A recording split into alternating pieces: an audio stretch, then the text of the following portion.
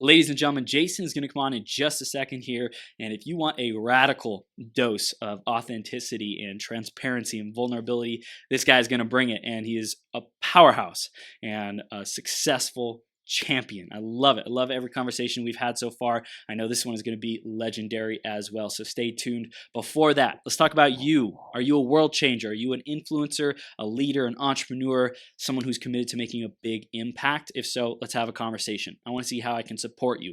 Maybe it's connecting you with a legendary leader like Jason, who's about to come on. I love making introductions. So if you want introductions to any of these epic guests who come on the 12-hour marathon, let me know. I'm happy to do that. Otherwise, send them a message yourself. You can do it. I believe in you. They will respond. They're amazing human beings. The second way I can support you is possibly coming on the 12-hour marathon as a platform. Do you want to get your message out? Do you have an uplifting message of becoming your greatest possible self or something along those lines in alignment with that? Let me know. If so, would love to have a conversation with you and see if you're a good fit for coming on the show.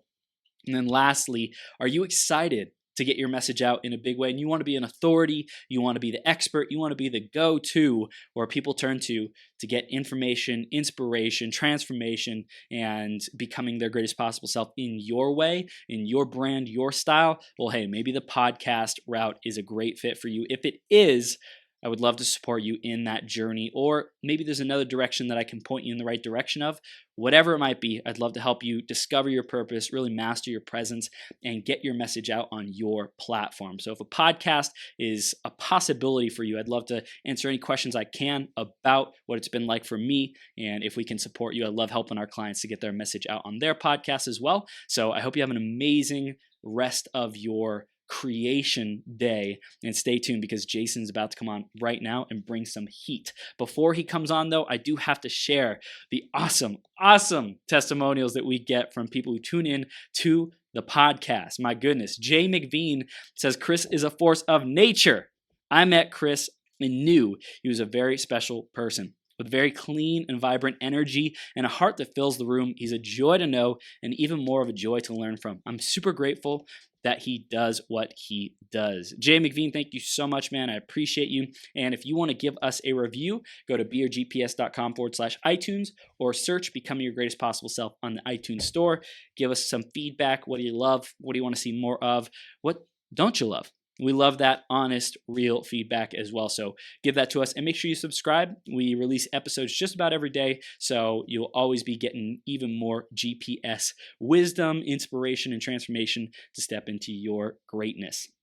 Now, I'm going to introduce Jason in just a second here. Before that, grab a piece of paper, grab a pen. This dude, Jason, is a massive, powerful leader, and he's changing the world of fitness. He's just making big waves. So you definitely want to stay tuned with him and stay tuned in this interview because I know it's going to be fire. Let's introduce him and then we'll bring him on the screen because, man, why you didn't come here for me, you came here for Jason. Well, maybe you came here for both of us. Okay, I think it's both of us, but probably more Jason. All right, so Jason, the fat, insecure kid, never leaves his side. Those old tapes and bullshit stories that he told himself hundreds of times seem to never go away, and the roller coaster of life just repeated itself over and over again. One day, a friend had the courage to say the most hurtful things. You're just fat, lazy, and irresponsible. What felt like the worst sucker punch ended with a quote that totally changed everything. Personal development master Jim Rohn once said, "For things to change, you must change." And from that day forward, Jason's life would never be the same. With 3 degrees, 18 certifications in fitness, nutrition, and business coaching, along with his lifelong battle developing his own healthy lifestyle, Jason's personal journey gives him the foundation to passionately and empathetically coach anyone looking to change their habits and live their best life ever. As a Fit Pro coach with over 4,000 clients worldwide, Jason has become one of the most highly sought after mentors for fitness and wellness professionals in all aspects of the industry. His candid and deeply vulnerable approach is quite infectious, but his incredible passion for empowering others to find their authentic voices and vision has made him invaluable as a leader in the personal development arena. And we are going to rock the house on this interview. Jason, are you ready, bro? Are you ready? Dude, I am so freaking ready. I am so jacked up for today. I couldn't even wait. I've got my tea ready and my Wonder Woman mug right here, dude. Yes. I am super, super excited to bring to you whatever I can and help motivate somebody Dude, to freaking change their life today. that's So right. let's do this. We're all in, man. So let's dive into the theme, which is it's the little things that add up. What does that mean for you, Jason? Man, so I spent so much of my life, and I love talking about this particular topic because I spent so much of my life thinking that, tomorrow I needed to change everything. Like I needed to go and just stop eating the crap that I was eating. I needed to go to the gym every day. I needed to get up an hour earlier. I needed to do all these things. And I found over the years that so many people, Mm, like, that's their cycle. They just decide tomorrow is going to be different, and they change everything. It's like mm, putting down the cigarettes cold turkey like that. mm, And they think that it's just going to magically change. But yet, what we realize over thousands and thousands of clients and tons of education is that it's not those big drastic changes that create mm. lifelong change. It's the Amen. little things that we do day in and day out that just compound themselves to be fantastic events in our life. And it's not going out and running a marathon tomorrow. It's getting up and Mm, running a mile or yeah. walking a mile every day until you just get there. And so I love coaching people on the, taking the big picture that they've got in their head and breaking it down into these small little steps that they just Mm. need to repeat daily. Man, I love it. And I think something that I think you'll resonate with is that fitness is a lifestyle. It's not about a destination. It's not about, oh, when I get to this place, then I'll be happy, then I'll be fulfilled. That's like external circumstantial joy and happiness and fulfillment. And that's total bullshit. And like Absolutely. if we keep putting it off until we get somewhere, we'll end our life saying, "Oh, wait, maybe tomorrow when I possibly have another breath." No, you're dead. Like there is no tomorrow. Like you Nope. have to be happy right now and be fulfilled right now. And I'm sure you teach your clients that too, man.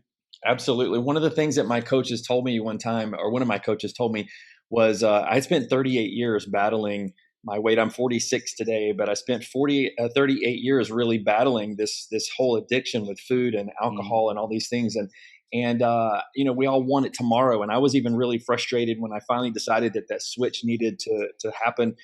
When you introed me, my friend who told me I was fat, lazy, and irresponsible, I quite honestly wanted to just sucker punch that person right in the throat because it was the most hurtful thing anyone said to me. But yet that particular moment yeah. totally changed my life and saved my life, because it was at that moment that I realized that all those things and that I continued to do for 38 years, despite the fact that I was a fitness professional and people thought I was very healthy, and I would go Mm, from fat to fit and fat to fit, and people just thought it was me bulking. That whole I'm just in a mm-hmm. bulking phase. I was actually in a drunken stupor phase when I was bulking. And what happened is she looked at me and she said, "You know what? You spent 38 years getting to the worst place of your life. Why can't you spend 38 years getting to the healthiest place in your life and stop Mm, worrying that it's going to happen tomorrow?" Like, we get mm, so focused on it. We got to lose weight or get healthy in 30 days. Well, you spent 40 years getting so fucking nasty and gross. Why can't yeah. you spend 40 years getting healthy on the other end of it? But that's a whole mindset game that we have to play and coach through people that I deal with every day, and it's a hard one for people. Dude, that's incredible. I love it. And so people can get to know you more as a professional. Tell us a little bit more about how you support your clients professionally and what you stand for, man. Sure.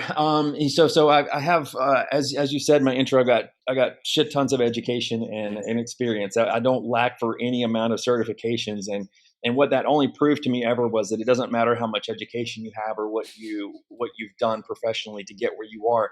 What Mm, truly matters to my clients and what truly mattered to building my business was this whole idea that you just have to really just be honest and authentic with yourself, and admit mm, where you're failing, admit where you're not taking responsibility for what you're putting in your body, and where you're not getting up doing the work, and just really be honest with yourself with it. And so, those were the major things that helped me change mm, my own mindset when it came to my own personal health and my relationship. And what was so unbelievable about that was that's the trigger that really skyrocketed my business. The mm, moment I became so vulnerable with my own journey, and my clients saw that, it resonated so much deeper with people. And so mm. today, like I mean, as I tell everybody, you can get fitness advice and nutrition advice free from anybody in the world. That shit's out there for everybody. Yeah. And so why does someone want to pay for my help or one of my coaches' help? What makes you so unique and so different than all the other free stuff that someone could get out there?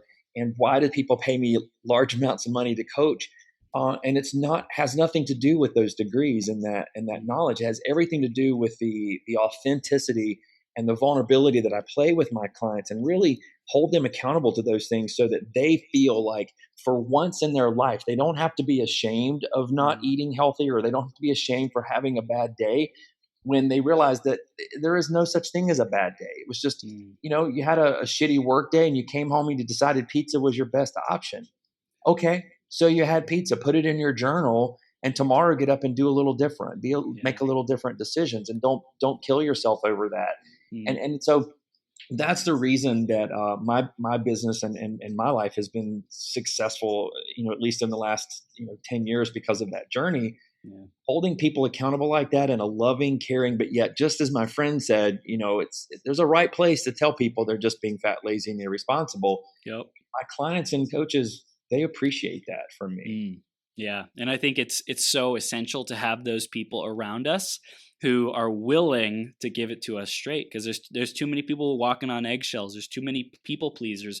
We don't need more yes men, yes women. We Yep. need people who are going to give us like a powerful mirror and say, "Take a freaking look." Yeah. At one point in my life, I weighed right at 300 pounds, and I was having some very severe health issues. And I was joking with myself because at that time I was consuming large amounts of alcohol. I'm pretty much a vegetarian for the most part, and so pasta and alcohol are both vegetarian, but in large quantities. Neither one of them is very healthy. And my doctors, even at 300 pounds, were saying, "Well, you're on 6 medications and all these things. If you lost 10 or 15 pounds, you'd probably feel better." And I just remember back thinking, I probably should go back and think about suing my own doctors for malpractice. For a doctor to tell someone who weighs 300 pounds on 6 and 7 medications that they just need to lose 10 or 15 pounds should literally be malpractice. Yeah. And, I lost over 100 pounds, and I changed my life, and I changed doctors because of that. And I just think that we do in a loving way. And I get accused sometimes of being a fat shamer, but sometimes in a loving way, you just really have to be authentic and vulnerable with people Mm, and let them understand that it's okay to call yourself fat. 300 pounds is fat, guys. yeah. So telling someone that oh, you're just, I used to say this all the time. When did she's just a little healthy? When did healthy become the okay version of she's big boned or she's fat? How are those A like good little things? healthy. She's healthy, isn't she? I'm like, no, she weighs 350 pounds. There's nothing No. healthy about her. And so it's that kind of conversation that you have to have with people. And I'm not Mm, afraid to, because I've been there and I know that it doesn't feel good. But when you come to people like that in a vulnerable state yourself, and they hear that in your voice, and they know that your mm. backstory is in that same place, it resonates a lot deeper with them. Yeah, I think this is gold, and I love the topic of vulnerability and authenticity, because I feel it's almost like a call forth into our own willingness to go deeper. Like Brene Brown talking about it, and like how she shares her stuff just so willingly. And how much work she's done on that, and just how she's able to communicate it. I think it's powerful, and just saying, this is what I stand for, Jason: authenticity and vulnerability. Like every day, you get to step back up to that plate and say, okay, where am I willing to go to today? Yeah, it's tough, and oh my god, I could kiss Brene Brown square in the face. I love every part about her journey and her conversations, her TED talks, and Yeah. her books, and like I'm obsessed with her because of that as well. And I think a lot of it comes because we no matter what coaching place, whatever your your expertise is, I guess, whether you're in fitness or some other or area of coaching, that idea of vulnerability is something that we're taught so early on that that's such a weakness in our Mm, lives. And I'm a farm country boy. I grew up in the country of North Carolina on a big horse farm, and yeah. I was a tough kid. And I grew up being tough, and I never thought that being vulnerable was a good thing, nothing like that. And so when you do tap into that vulnerability and you allow yourself to be subjected to criticism, and Yeah. I mean, God knows, with the internet the way it is today, you can put out there that the sky is blue and have 15 people immediately jump on you about how big of an idiot you are. And but you just have to realize that, as Brene says, if you're not on the field playing, you're not in the arena, then I don't really care about your criticism if you're not willing to play the game. And most people who criticize for whatever the whatever the direction my post might go, or my conversation might go, if they criticize it, it really doesn't matter to me. I do care that people find value, and that people respect my position, and can have adult conversations. But I really don't care if they like me because I Mm. make I have a different choice or whatever. And that's a good point, a good place to be in your business and in your personal life. And that's really one of the things that I try to help coach people to get to, is to play into that themselves, and they find that their life is so much more satisfying at that point. What was your journey from, like, did you come from a place of caring what people thought to saying, here's what I stand for, take it or leave it kind of thing? Yeah, as a kid, I have to be honest. As a kid, I had a very easy life. I came from a fairly well off family. Mhm. Everything came easy to me. Everything I ever did. I'm a classical pianist at the age of 5. That was very easy for me. I never worked really hard for that. I grew up on a horse farm, so I showed horses competitively, very successfully. It's probably one of the only things that I claim to be very good at, is riding horses. And oddly enough, I haven't been on the back of a horse in over a year, but I know that tomorrow I could go ride and be just as good. And so I came from a life of everything. I was very good at it very easily. But Mhm. as I grew into an adult, those own personal responsibilities, that own pressure that I put on myself to be better and good at everything, just continued to weigh on me. And I used food and alcohol as my mechanism Yep. to keep me from feeling it. And Okay. then, no matter how successful I became through my career, I always sabotaged it. I always found a place that I could sabotage it, and I would get to the point where I would have big houses and big cars and lots of money, and then it would just all fall apart. And what was so weird is that most people never even knew. Most people never Mm. know that I had to file for bankruptcy and lost my home and my cars and every dollar I had to my name, and nearly every friend and person I had in my life. Wow. And no one really saw that in my life because I was so good at covering that stuff up, not Mm. being vulnerable, not being authentic. And after the second time that happened, Mm. yes, I didn't learn the first time. I went through that all of that again twice. It's at the point that Jim Rohn's quote came back up again, and it was like, for things to change, I have to change. Yeah. No one else is going to fix my financial incapability to keep my checkbook balance, and no one else is going to manage my business for me. No one else is going to feed me. No one else is going to put Mm. the alcohol down. No one else is going to do those things. Wow. And just becoming raw and vulnerable with that place and sharing that with people, Mm. man, what that can do for you personally, not caring what's going to happen tomorrow, just knowing that today I have to do this. and Mm. and oof, 3 weeks later, 6 weeks later, 6 months later, the world completely is a different place. And that's just a magical moment to be able to step into and be authentic. And that's the lesson that I had to learn. And Yeah. took me a lot longer than it should have, but that's our journey. We have to do whatever it is. So you had to hit these rock bottoms, so to speak, to learn your lesson. For someone who's listening, who might not be as vulnerable or authentic as they would like to be, or as they know it's possible for them, what's the first steps on that journey? Wow, that's a great question. It's one that I deal with a lot of people because everyone wants to know what the secret is, what the secret sauce is, and what the plan is. Like when you coach somebody, they think they want a plan. Like, The strategy. Give me the strategy. right, step one is to whatever. And I get it. There's a lot of success that comes along with programs. Take for instance the 12-step programs of Yep. addictions. The programs work because there is a step by step. But I found that we're all wired differently.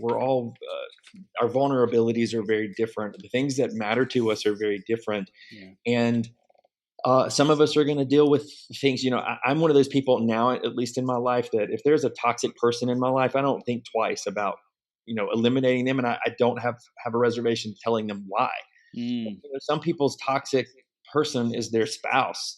And Mm. so, to tell someone you just need to divorce this person and get out, like I'm not, unlike Brene Brown, I'm not licensed to have those kind of conversations as much as I would love to. And I've told people that their spouse is their problem, Yeah. but but they have to deal with them in their own way. So Yeah. you have to help them understand that the process may be different for them, and I think that's probably one big mistake that so many coaches make, and thinking that whether you're training someone in the gym, or a nutritionist, or whatever the coaching program is, that it's A, B, and C in that order.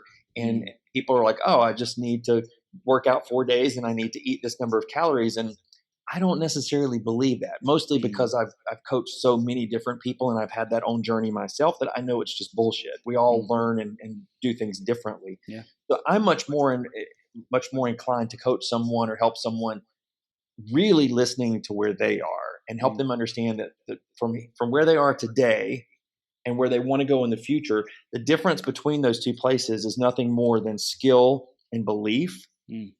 And so, what skills are you lacking today? If you're struggling with building a business and you don't know how to build your Fit Pro business, what skills do you not have? Do you not know how to put together a systemized way to send programs to your client? Or are you doing it old school on spreadsheets and whatever? Do we need to fix that part? But then, what beliefs are keeping you from really growing to that new place? And that's where people are wildly different. The Mm. limiting beliefs that we have in our head, only those limiting beliefs. So many of them in business. I'm too young to be successful in the business. I'm 46 years old and I feel like I'm just starting almost every day. And yet, Yeah. I work with people who are in their early 20s who are wildly successful. And I think back when I was like 22 years old, I was still in grad school or whatever. But I keep thinking, I didn't know what the hell I was doing at 22. How can this person be so successful?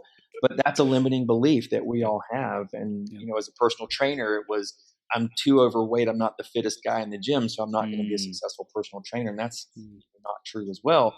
And so, helping people understand those limiting beliefs and what skills they're lacking and overcoming those is a very personal and unique situation for a person. So, I don't think there is an step A, Yeah. except One size fits all kind of except model. admitting that I don't know what the hell I'm doing and I need help. Maybe Yeah. is the first thing. Like, Yeah. Yeah, I finding think it's someone. like that. What are you ashamed about, you know? Like what are you most ashamed about, and how can you start by not keeping it to yourself? How can you tell one person in your life? It may not be public declaration on social media, I'm breaking through this bullshit. It might just be, to someone who you really trust, like you, Jason. Like, so your Yep. clients come to you, they're able to finally let go of something that they've been holding on to for years, especially, I'm sure when you're coaching clients who have had fitness challenges themselves, like they probably feel ashamed about like self-esteem, body image, stuff like that. And if you're coaching clients who are building their fitness business, you're probably coaching them on like imposter syndrome and self-worth and who am I to lead, who am I to coach, and all that Yep. kind of stuff. And my ducks aren't in a line, in a row to be able to go out and serve people. So it's like, what is the thing that they think is stopping them, or is there like little dark secret kind of thing, Yeah. It goes all the way back to that vulnerability state. So many people are afraid to go step out into their business and release their next program or whatever because it's not Mm. completed. And we're such a perfectionist. Yeah. I'm the world's worst perfectionist. And I have to get past that a lot of times, because that being vulnerable when you release that new program or you put Yeah. something out there and it's not exactly the way you want it, or you're getting ready to hop on a call like this, you're like, I don't know what the hell I'm going to say. And that vulnerability pops out. You can really fuck things up in your head when of Yeah. these things, when quite honestly, no one really cares. No. No one knows what you have in your head and what you want it to look like. And so Mm. if someone is really struggling on where to start, yeah, just admitting that you don't know and admitting that you don't have it all figured out yet and you don't have the answers is a great way to just begin to become vulnerable. Mm. And seeking out, again, about those goes back to the skills and beliefs. Who can you find to Mm. help you get the skills you need to grow to that next level? I mean, I can't even count the number of coaches I've had and coaching programs I've been a part of and paid Amen. for, just because, quite honestly, some of them I just wanted to see how bad they were. Like, what is that person teaching? So I know I don't want to teach that. Like, Right. like that's growth, is Yeah. understanding that and being parts of understanding what I'm lacking every Mm, single day, and to get better as a person, to get better as a listener, to get yeah. better as a coach and a friend. You have to keep learning about that and admit what you know when you don't know. Mm, amen. I love it. So I wanted to start off with that foundation of authenticity and vulnerability because I think it's important for people to know individually where they're at. And now I want to evolve it into the conversation of growing the audience because of that as the foundation, as the value that we lead with. Why is that important for you, Jason? It became really, quite honestly, the foundation of my entire coaching program now, because just like so many people out in the building businesses online, Mm, you hop out onto the internet, whether it's Facebook or LinkedIn or Instagram or whatever it is your preferred method of social media, mhm. or a combination of those, thinking in your head, there are millions of people on social media. So, gosh, I have millions of potential clients out there that I need to be reaching. And then you go posting and you put stuff out there and it's crickets. And you're like, well, shit, there's millions of people and not one of them wants my stuff. And so, this negative feedback Oh, loop yeah. starts happening with, maybe my shit's not good. Maybe I don't have anything authentic, of value to help with people. And so, and it creates this horrible cycle with people. And it literally is the number one thing I hear from people. Like, I Mm, don't know, I'm putting my stuff out there and I'm just not attracting people. I'm not attracting them. And mm. here's what's so really, really cool. And I'm literally giving away my entire training program and coaching right here. So you guys that are joining us here with Chris, you're getting it all for free. What I charge thousands of dollars for my clients. There is no real secret. Here's the deal. uh, and Tony Robbins said in one of the seminars I was with him that you don't need millions of people to build a successful business. You need 10 highly motivated, raving fans Yep. to build a successful business. Mm, Now, Tony's probably not the only person to ever say that, but when you really look at it, all these millions of people out there are really insignificant to your yeah. business. Yeah. You just need to find 10 people over the life of your business, by the way, not just 10 people today, like Mm, 10 people over the life of your business, to be absolute raving idiots about your business and yeah. about what you can do for them. And so, how do you do that? Mm, You got to stop trying to be all things to all people out there, millions of people on the internet, and find those 10 people who are horribly attracted to whatever bullshit you're getting, right? Whatever it is that makes Jason so unique, which, I have to admit, I'm kind of a weird guy. I'm extremely introverted. No one ever believes me when I tell them that, but I don't like people. Like, I live in Washington, D.C., and I don't speak to anybody all day long. Millions of people in my doorsteps, and I don't even talk to a soul. And yet, I'm very opinionated when I say so. I'm very polarizing sometimes yeah. to some people. And like, how do you do such fantastic business? I'm like, well, I'm looking for people who are extreme introverts who could give two shits about what everybody else in the world is doing, who are quite polarizing in their opinions and are not afraid to say it. Hmm. And as long as they don't mind me dropping an F bomb every now and then, we're probably going to be pretty good friends. That's all I need. And when you get that narrow, this whole idea about niching down in your business, my niche is simple. Just say what you mean and throw the F bomb around, and you better like Wonder Woman, and we're going to be best buds. I just got to find 10 people who do that, and my life is set. And so when you help people see that by being all things to all people drives everybody away because no one Mm, knows who you really are, yeah. versus me being extremely vulnerable in all my posts and very authentic. And fine, send me a message that you don't like my language, because I'm just going to delete you and make room in my social media for someone else who Yep. does. I'm fine with that, because Mm. those people are going to be attracted to you, and really grow your business. I mean, Mm. that's what it's all about. What helps people to be polarizing? How do they be polarizing? Oh, I think that I hate conversations, especially because I live in Washington, D.C. I hate conversations about politics. We shy away from all of these topics. Like, there's these no man topics. Mhm. Don't talk about these things because they're polarizing in your business. You can't talk about those things. Chris, I don't make any hesitation. I don't hesitate at all about my beliefs Mm. and about my life or anything about that. I'm have a ponytail. I have tattoos. I've been openly gay since I was a kid. I'm still a fat kid in my head, like all those things that make me uniquely me. I don't have children of my own, so I don't necessarily have to watch my language, so I don't think about it a lot of times. When I am just being me, Mm. just genuinely being me, I'm going to have those kind of conversations that are polarizing with people. I Mm. don't like the fact that we have states this week who are banning abortion. I don't have the ability to have a baby. I damn sure shouldn't have the ability to tell a woman what to do with her body. Right. And so to me, that's not a polarizing Mm. conversation. It's just who I am. And if I'm going to be coaching you for, 6 months, a year, or whatever it is, we're going to be such good friends that probably that topic might come into play Yeah. as it becomes, a conversation around the world. And so I'm not afraid of those topics Mm. because if you don't feel the way I do, you're not one of my 10 people. Mm. I mean, it's just kind of that simple to me. Mm. It isn't that I sit around and talk about, controversial issues and politics all day. God knows in DC we're surrounded enough with it. It isn't that I do that, but I'm not going to be, best friends high fiving with someone who's driving around.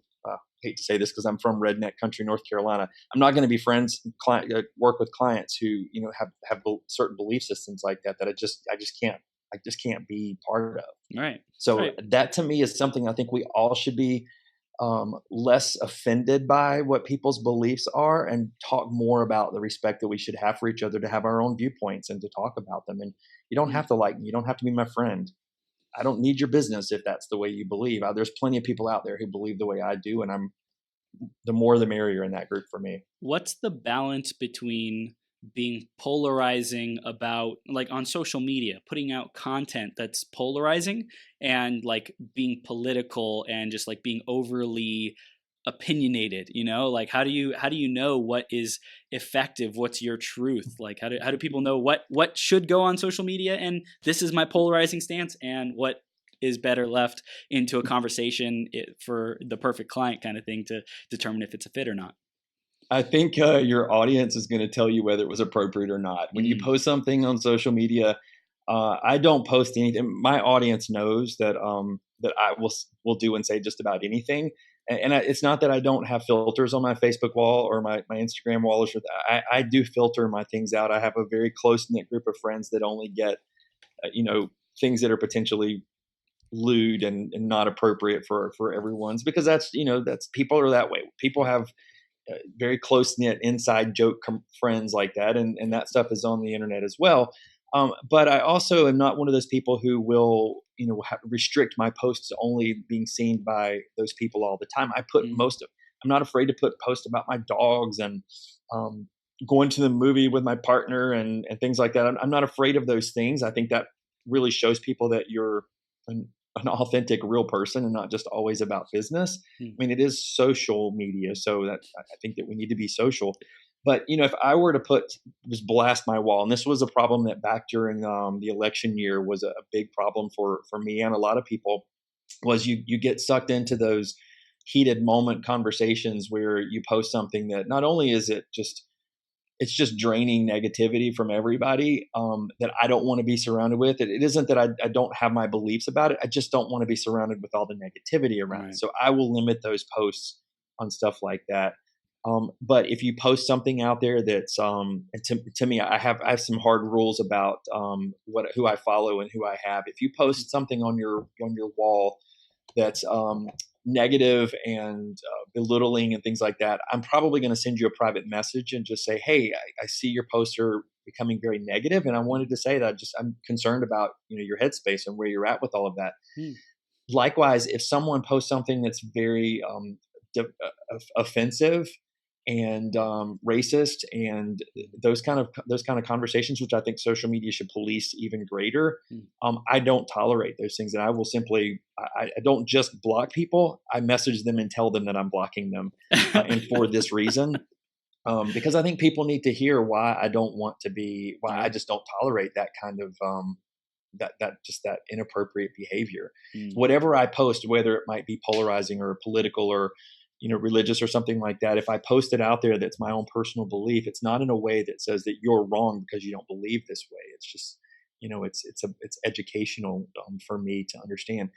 God knows, I think every single American has gotten, or should have at least gotten, a better understanding of our civics that we took in school that we never learned. Yeah. The whole process that we're going through in the last couple of years is an unbelievable, incredible learning experience on what our Constitution and what the processes are to go through. And so Yeah. take it as an opportunity to learn instead of Mm. being angered by what might be happening around you. Yeah, it's like That's there's these gifts for a reason, right? Like there's these stuff that comes up and it triggers us instead of like blaming it or making it wrong. yeah, It's like saying, hey, this is a gift. It's more awareness of who I am and what I stand for. It's more awareness of my boundaries and how to maintain them. And if this person or these types of people are in my friends list, why did they get in there in the first place? And yeah. what am I going to do about it? How do I keep my space, my pool clean of, empowering, uplifting thoughts that move me in the direction of my purpose and my dreams? Yeah, I love that triggered word because when you get triggered, and I do the same thing when I see a post that triggers me, I always, that the first 3 seconds is that I'm gonna scream at this person, but then when that happens, you really have to take a step back and go, why is this triggering me? What is it Mm. about this that I'm not comfortable with? Um, and learn from that myself before I go firing off some falling into the negative rabbit hole with somebody else in this conversation and really learn from it. And I challenge people when they have problems with something that I might post or something I might say, I always say, think about why this affects you. Not, Yeah.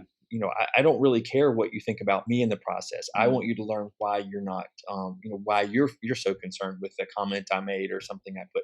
It goes back to this whole fat shaming comment. When someone Mm. says that one of my posts might be fat shaming, I've had people tell me, Chris, that I need to take the fat, lazy, and irresponsible off of my website. It's one of my major quotes on my website because it was a truly defining moment in my life. And they're like, you need to take that away because, it offends people when they see those words. And I'm like, Good. exactly. Maybe if it offended people more, we would stop. We would learn to understand what those things really mean. Oh my gosh. But I love that I love triggered that. point. I love that. Yeah. That's gold. That's gold because I think that's really for our listeners, everyone who's tuning in, watching. Like, ask yourself, what are the things that trigger other people that you're willing to say, this is what I stand against. Like Yeah. I stand against people being a victim. I stand against people feeling like they have no voice. And if you want to Yes. go like just fit in, good, do that somewhere else. You're like, I delete people who aren't putting out great content on their social media. Like, I don't need people to take up space. If you're not using your platform for you, like something useful, I don't need you as a friend. Like that doesn't serve me, and it doesn't Yes. doesn't help me just to have more friends. Like, I want people who are constantly reminding me about my purpose and feeding me and inspiring me and seeing what other people are up to, changing the world. Like, that's what I stand for. If you're being lazy, if you're like living in scarcity and poverty and constantly complaining and being a victim, you're getting the fuck off my list. Absolutely. I've been Facebook has I guess that 5,000 friend limit. I Yep. bumped that list a couple of times, and I think I'm down in like the 3,000s right now because I don't hesitate to go and do mass purges from people. Yep. And I'm so my wall is so I very rarely even look at my wall. I keep my screen on my page only, and I Mhm. comment on my stuff. Not that I don't care what's going on in everybody else's world, but you can get sucked into that stuff for hours. But I will hide people in a heartbeat, and so Mm. nothing on my wall, no negativity. If there are people, and I have people who listen to my lives all the time that are like, oh, you must not see my comments because I never hear from you or whatever. And I'm like, yeah, because I hid you 6 months ago when you were, complaining about your life and complaining about your job and complaining about not having any money and complaining about being fat. And I tried to help you and you didn't do anything. So, Mm. I don't need to be surrounded by that. But the other thing too, I want to mention here is, Jim Rohn is he's just my guru. Yeah. I fucking love Jim Rohn. And for those who may not know him, Jim's been dead for quite a while, Mm. but he was Tony Robbins' first or big mentor, and Yep. so that's where a lot of Tony's stuff comes from. And I studied Jim like crazy. And one of the things that Jim talked about was, which Tony now talks about all the time too, is that you're the sum total of the 5 people you spend the most time with. And when you sit back, I do this with a lot of my clients and my friends. When you sit back and look, where you are financially and personally and relationship wise and spiritually and all the different aspects of your life and you're not happy with those things, you have to look at the people who you allow to take up space in your life Mm. and really think, okay, here's my best friend, which my best friend I've had since the very first day of college, which, that's a It's long time ago amazing. for me.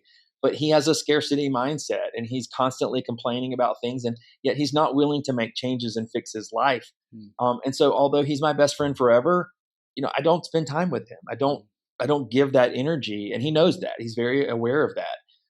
And so Jim Rohn, although he's been dead for years, he's one of my top five. Mm. He lives on the internet, and I can listen to Jim every day. I listen to him every single morning. I have his quotes on my walls behind me and in front of me. I mean, he is surrounding me all the time. And Wow. when people say I need better influences, oh my God, the internet's full of positive influences. You Yeah. just got to find them, and you need to eliminate the people, spouses included, parents included, Yeah. whoever. They need to take up less space in your life, and you need to find positive influences to fill those voids and really step it. You want to raise your paycheck? Find somebody who makes twice as much money as you and make them your best friend. Yup. You'll Yup. make more money. I mean, it's as simple as that. Yeah, and Period. I think people are unaware of how they invest their time and their energy, the shows that they're watching, the music that they're listening to, where they're going, and it's like if they were just radically honest with themselves and asked and checked in, like, is this place, is this environment, are these people, is this community taking me to where I want to go? They'd be like, hell no, this is not who I want to be or become. Right. And it takes a ruthlessness, a radical, like, just relentlessness to cut out that like vampiric energy, that toxic energy. There's probably some payoffs. There's probably some benefits with keeping those people around. Maybe they make you feel superior. Maybe you're the smartest person in the room. Maybe they need you. They're like desperate and you're there to save the day every time, but it's so freaking codependent that you can't even thrive because they're constantly sucking you back down and dragging you under the water. And it's like, you got to be like relentless, man. Yep. It's the hardest. And when people hire me, whether back when I was doing full-time fitness coaching, Mhm. one of the things that I talked about a lot of times was they're not just hiring. I'm not just working with them. If they're Mhm. married, I'm working with them and their spouse, because there's nothing Yeah. worse than someone trying to change their physical eating and fitness habits when they have a spouse at home who's still watching, The Simpsons every night, eating popcorn on the couch and not getting up in the morning, and complaining about why you have to go to the gym and not being supportive. I mean, like that's someone who takes up considerable amount of space in your life, who is so unsupportive Mm. that you have to make a decision, which is more important, my health and sanity or Mm. this other person's insecurities and misery. Like, Yeah. that's what you're trading off. Same thing goes for, when coaching people in their businesses. When you step up and you decide you need someone to help coach you in business, like Mm. I'm full in with my clients. Yeah. I'm all like I need to know where their checking accounts are. I need to know when they're having problems. I need to know when their spouses are having problems, because if they're at home Yeah. worried about how they're going to pay bills, then Mm. it falls over into what they're doing in their business, and I can't coach that if I don't know that's going on. Right. So when someone hires me, I want to know their spouse. I want to know their kids. I want to know everything like that, because I have to coach all of that Mm. in order to help my client get where they want to go in that life. It's where they are today and where they want to go. This is a key. Oh gosh, sometimes I say things come into my head and I'm like, I need to write this shit down. Um, this concept of and I love this when I'm coaching with people. It isn't about the habits that people like get up every day and do these habits. Like we go, oh, I need to create goals. My goals would be, I need to make 5 phone calls and I need to go to the gym and I need to eat better. That's not how you get to those places. Mm. And, you can do those things in a bad relationship and you'll get some positive outcomes from it. But the key to it is, who do you have to become Mm. to be the person who has those goals? Yep. Like, here's today and here's where you want to go. Who is this person in the future? What does this person look like? What are the habits this person has? And who do you have to become? And if you have to become a person that doesn't live with this person any longer, and this isn't your spouse, Mm. and this isn't your life, and this isn't where you live, and this isn't the job that you have, then you have some hard decisions to make if you want to become something else in your life. Yeah. Yeah. And I hate to sound like the old guy who's been through lots of relationships, but I look at kids. Now I sound like a granddad. I'm like the kids today. These people out there, they're in their early 20s who get married. I have friends in this category, by the way, who are like, I just need to find the perfect husband. I'm like, you're 22 years old. It doesn't exist. I promise you. He ain't out there. Like, you're going to find somebody who's going to be perfect for today. And then I hate to tell you this, but probably 10 years from now, you're going to be like, maybe I should have waited, or maybe not. Maybe I'm just a pessimist when it comes to relationships. But I think that people jump into those things so quickly, and then they totally sidetrack who they can become. Wow. The possibilities that their life can become, because they just get in this stuck in this one way. And then I have to deal with them 10 years later when they haven't gotten where they want to go in life. And they're like, what do I need to do? And my only answer is, you need to get rid of that husband. If you want to become the person that's going to be successful, you got to get rid of some baggage. Yeah.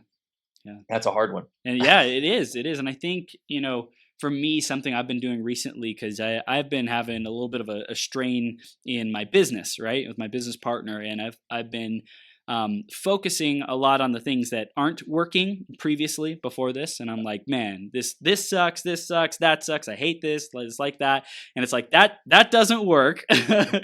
And I'm like, okay, well, what can I do in the meantime? Before I'm able to let it go or whatever, we have some pretty deeply rooted stuff that makes it a little bit challenging to just say, okay, peace, I'm out. What can I do in the meantime? What could I do today? And so for me, what I found is focusing on what is the vision of my perfect dream business partnership? What is the vision of my life? And how can I keep celebrating that? How can I keep stepping into that, affirming that, creating that, obsessing about that? And I just recognize that as long as I'm moving towards that, I'm either no matter what, I'm the captain of my ship. I'm going to fucking get there. So It's just a question of, am I going to buck him out with my intention and with my energy and with my obsession of where we're going, saying, hey, this is who I am. If you're not willing to get with the program, then you're out. Or will he get with the program, And I think that's the same thing with a relationship as well, because you take yourself with you wherever you go. So if people are stuck in that, complaining, oh, my partner is he or she is the reason why I'm stuck, all that kind of stuff, then you're gonna take that blame and that victimization with you. But if you focus on who is my dream business partner, who is my dream relationship partner, romantic relationship, and celebrate that. He or she is the most wonderful person ever, and journal about it and be excited about it, be grateful that person is in your life. Even if your current reality doesn't match up with it, that is one of the most powerful things that I think a lot of people don't do that would drastically transform their life. And then you wouldn't have to say, man, you got to ditch that person. You just say, well, what do you really want? Okay, keep focusing on that, and then you'll get it. You'll one day you'll say, okay, yeah, it's just not making sense. You got to go, or that person will get in alignment with it. Yeah, and see, everything you just said circles right back into vulnerability. When you're talking about your own business partner, to say to yourself and to the universe, this is my hard line in the sand, is a vulnerable place to be, because it's even though you complain and bitch and moan about what's not working, it's still comfortable because you know what to expect. Yeah. And to go beyond that, to draw that line and step across that line in the sand is vulnerable. It's horribly vulnerable to think, okay, well, if he does go away, or if I do this, what the fuck's going to happen? Is my ship going to sink? But as Brene says, I love this, you never get to bravery and the greatness. A soldier is considered brave when he comes back from war, but being in war is the most vulnerable thing a soldier can do. And he never would have gotten to being, brave and a hero had he not gone through vulnerability. And I think about that all the time when you're scared of making a decision, you're scared of pushing in the direction that you want to go. You're scared to have that vivid vision. I love this vivid vision idea. And I'm so grateful that you pulled that into this conversation. I want to know what people's lives look like 3 years from now. What do they how do they dress? What do they eat? Where do they vacation? Who are they on vacation with? What does their house look like? Smell the carpeting. What does the furniture feel like? Do you wear different clothes? What kind of car do you drive? And what does it smell like? There's a notebook behind me back here that's 25 pages of typed vivid visions. What my life will look like in 3 to 5 years. And if I go back in that book and look what life was like, 3 to 5 years ago, it would say exactly where my life is today, because I vision it and I see it every day, and I look at that vivid vision and I realize that this is what I want my life to become. So who do I have to be that person? Like, who do I get up every day and work towards to be the person that has that life that's in that book that Yeah. I want? And if my partner wants to come along with me, it's going to be great. But if not, oh, okay, well, maybe our life wasn't meant to be in that direction in the first Yeah. place. Yeah. And I have to make that decision, that line in the sand. I'm going to be vulnerable and say, I'm going in this direction, whether you want to come with me or not. Yeah. It's a hard one for people. I think it's important to communicate that early on of like who you are, what you stand for, and where you want to go. And I think a big challenge for people is they don't know who they are. They They don't don't. know what is authentic for them, and it takes time. It takes discovery, and in that process, you're probably going to have your heart broken a couple times as you learn who you are, because you're going to find out, man, this relationship isn't serving me. I really love this, and this about this person, but I can't tolerate this, so it's just not going to Yeah. work. And Sure. that hurts to separate that stuff. But when you know in the beginning what you stand for, like me and my girlfriend, like we just so powerfully communicated, like this is who we are, this is what we stand for, this is our values. And especially the like, we will stay in this relationship and keep investing in this relationship and get the support and the help that we need, as long as we are still growing in the same direction, as long as we are aligned in our values. As soon as we say like, nope, I'm not willing to work on it, nope, I'm not like willing to do what it takes, then we say, hey, the relationship lasted us the season that it did. We're grateful Yeah. for it, and we're going to go our separate ways. But Yeah. thankfully, we both know the type of people that we are, and we're fucking relentless. And we're willing to do like whatever it takes Yeah. to keep growing in that. It's awesome. That's fantastic. Yeah. That's how you should always look at it. The forever relationship may or may not exist. You have to be grateful for what you have today, and be grateful that if it ends tomorrow, that you had a great time during that growth phase that you were in, and not not fall off the earth and fall into a dead hole because it didn't work out the way you thought it should.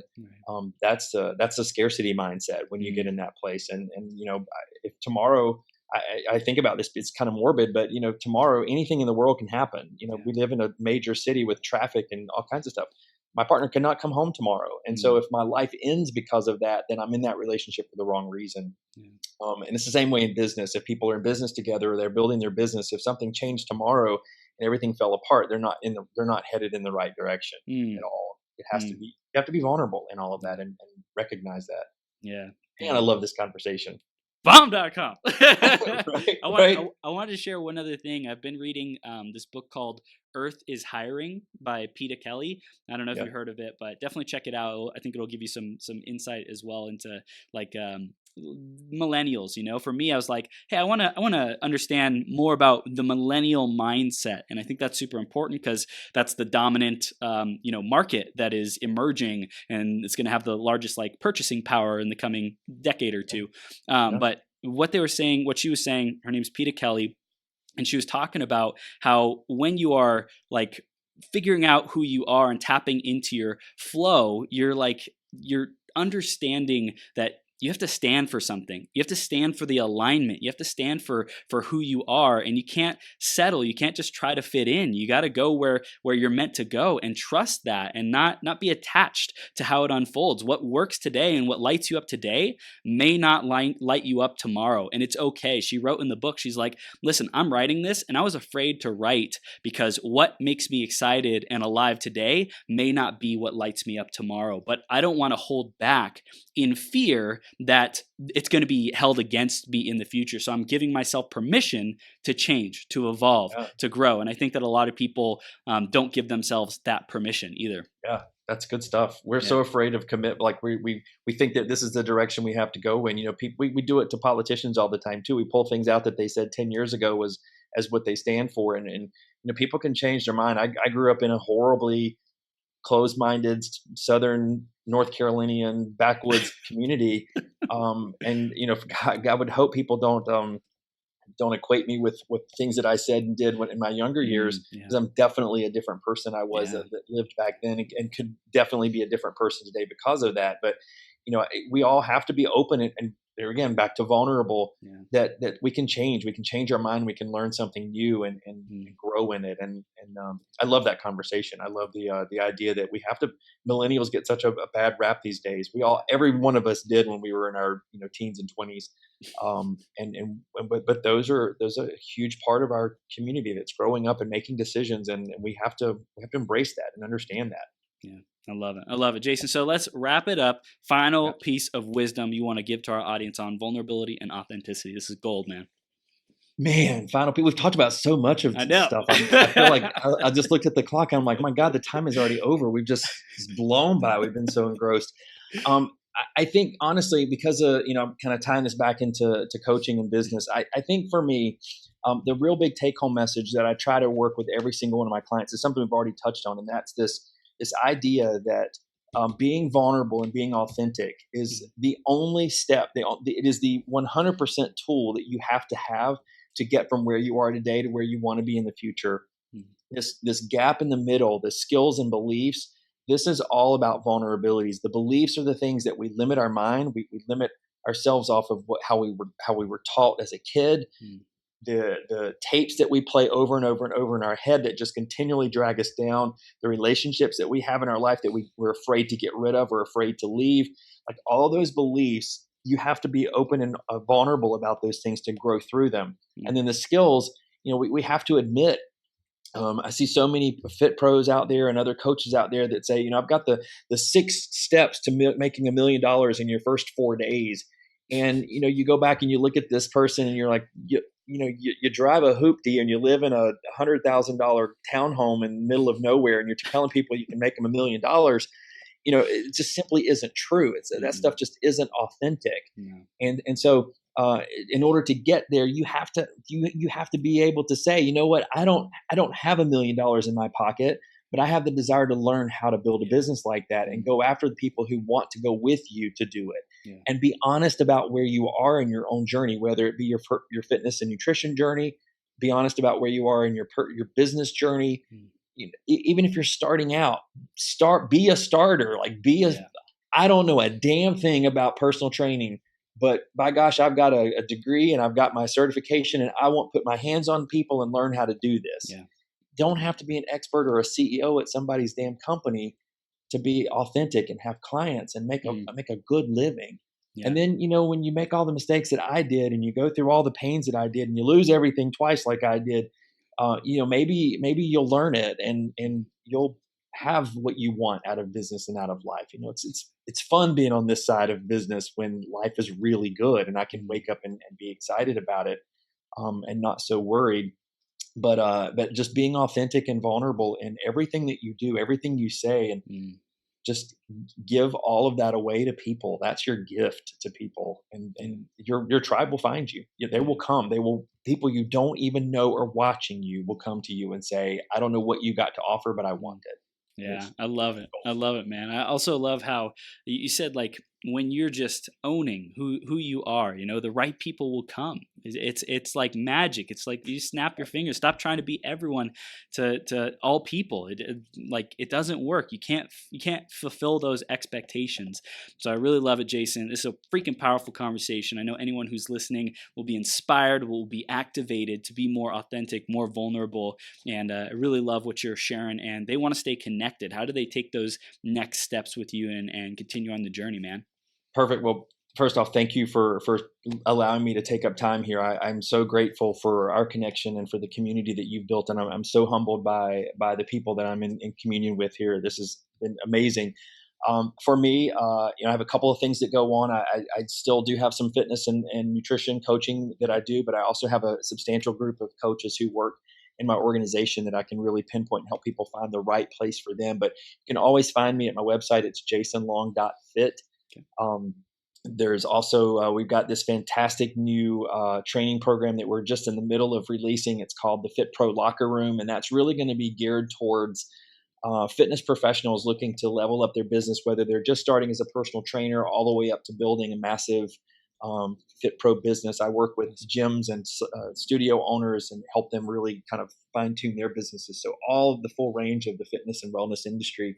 And that locker room is going to be just jam packed full of like more information you can possibly imagine and resources for fit pros out there. So jasonlong.fit, my main website. I'm on social media everywhere. You can find me on Facebook at Jason P Long. That's my middle initial is P as in Patrick. And then anywhere you'll find me on those spots easily. And I'm always up for connecting with people. If there's anyone on here that just wants to chat, fucking love to talk with people about their goals and their dreams and how I can help. So I'm open to it. I love it. I love it, man. It's incredible. And shout out to Brian K. Wright for connecting us. That Yes, dude is a powerhouse. Oh my he's gosh. amazing, amazing guy. I love him, and I can't wait to dive in more with you guys and really get to know your audience a little bit better and offer whatever I can to them. So again, Chris, thank you so much for having me on. Yeah, absolutely. Great having you here, Jason. Keep fucking shining, man. You're doing Yes, man. amazing. Appreciate you. Absolutely. You as well, sir. I'll see you soon. Thank you.